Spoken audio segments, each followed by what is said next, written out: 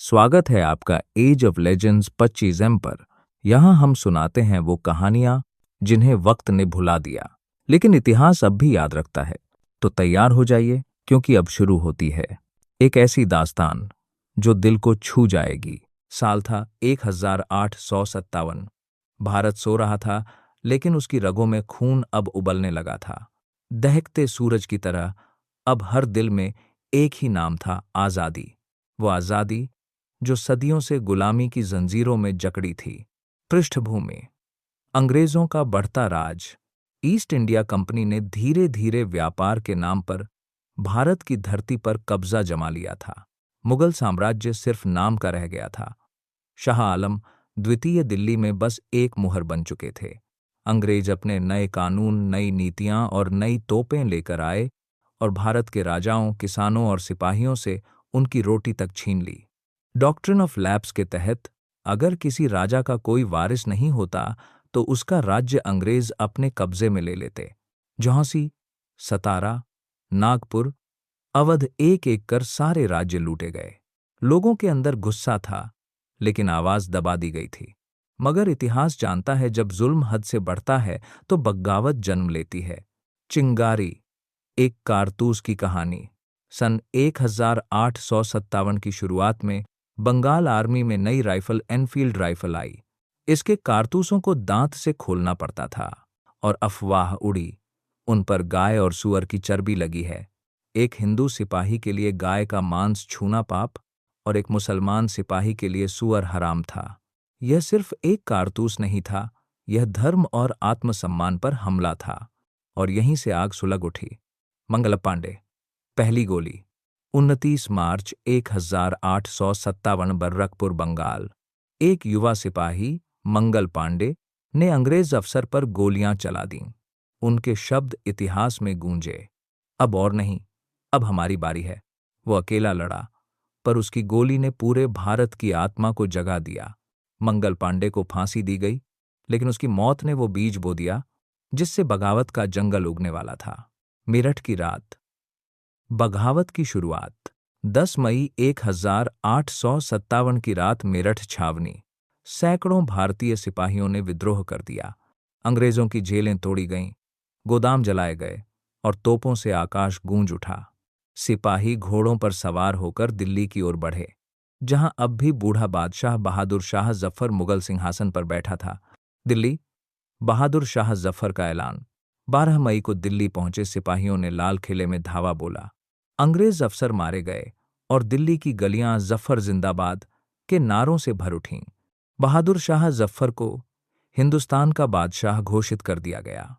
उन्होंने झिझकते हुए कहा, मैं बूढ़ा हूं, पर अगर यह कौम उठ खड़ी हुई है तो मैं उनके साथ हूं। यहीं से शुरू हुई भारत की पहली आजादी की लड़ाई। झांसी की रानी। मैं अपनी झांसी नहीं दूंगी। झांसी की रानी लक्ष्मीबाई, जिसका राज्य अंग्रेजों ने हड़प लिया था, अब घोड़े पर सवार थी, हाथ में तलवार और आंखों में आग लिए। उन्होंने कहा, यदि युद्ध नहीं होगा तो यह अन्याय कभी नहीं रुकेगा। ग्वालियर के मैदानों में उन्होंने अपनी आखिरी सांस तक लड़ाई लड़ी। घोड़े से कूदते हुए, तलवार चलाते हुए वो इतिहास में अमर हो गईं। खूब लड़ी मर्दानी। वो तो झांसी वाली रानी थी। अवध का रण। बेगम हजरत महल। लखनऊ की बेगम हजरत महल ने भी ताज ओ तख्त छोड़कर हथियार उठा लिए। उन्होंने अपने बेटे ब्रिटिश कद्र को नवाब घोषित किया और अंग्रेजों के खिलाफ जनता की सेना खड़ी कर दी। लखनऊ का किला महीनों तक अंग्रेजों के हाथ नहीं लगा। हर गली में एक सिपाही था, हर दीवार से आज़ादी की आवाज आ रही थी। कानपुर। नाना साहेब और तात्या टोपे।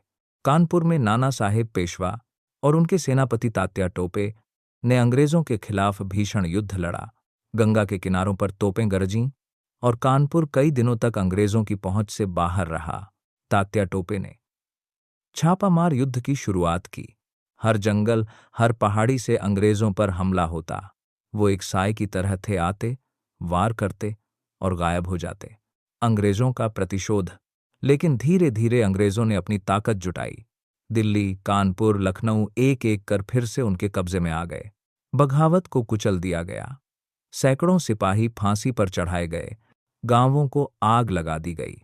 बहादुर शाह जफर को गिरफ्तार कर लिया गया उनके बेटों को मार दिया गया और उन्हें रंगून म्यांमार निर्वासित कर दिया गया, जहां उन्होंने अपनी आखिरी सांस ली। उनकी कविताएं आज भी दिल तोड़ देती हैं। कितना बदनसीब है जफर, दफन के लिए 2 गज जमीन भी न मिली कुएयार में, लेकिन आग बुझी नहीं थी। 1857 की क्रांति असफल रही, पर उसने एक ऐसा सपना जगा दिया जो अब कभी नहीं बुझ सकता था। इस बगावत ने पहली बार भारत को यह एहसास कराया कि अंग्रेजों को हराया जा सकता है। हर गांव, हर शहर में उस आग की चिंगारी फैल गई थी। यह लड़ाई भले हार गई, पर उसने आज़ादी की लड़ाई की नींव रख दी। आने वाले दशकों में वही बीज गांधी, नेहरू, सुभाष, भगत सिंह और लाखों देशभक्तों में फला फूला। 1857 सिर्फ एक बगावत नहीं थी, यह भारत की आत्मा की पुकार थी। एक पुकार जो आज़ादी बनकर गूंजी 15 अगस्त 1947 को, जब भारत ने कहा, अब हम आज़ाद हैं। मंगल पांडे की गोली, झांसी की तलवार, जफर की कविताएं और नाना साहेब की पुकार, सब ने मिलकर एक ही कहानी लिखी, भारत की आज़ादी की पहली दास्तान। दोस्तों, अगर ये कहानी आपको पसंद आई तो लाइक कीजिए, कमेंट में अपनी राय बताइए, शेयर कीजिए ताकि और लोग भी सुन सकें, और सब्सक्राइब करना ना भूलिए। फेसबुक पर देख रहे हैं तो हमें फॉलो ज़रूर करें, क्योंकि ऐसी ही दिल छू लेने वाली कहानियां हम लाते हैं सिर्फ एज ऑफ लेजेंड्स 25M पर।